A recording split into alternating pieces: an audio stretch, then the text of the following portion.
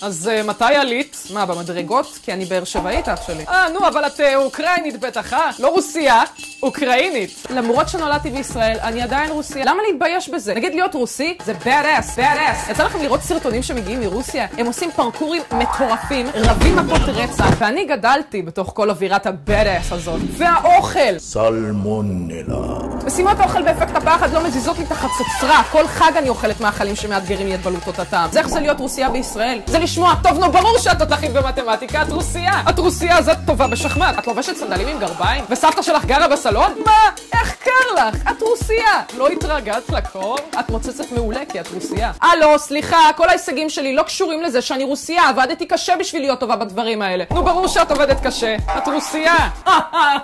בקיצור, אני רוסיה. וישראלית. אני פה בישראליות, לא? ואין לי בעיה. תקראו לי רוסיה, תקראו לי ישראלית, רק אל תקראו לי אוקראינית.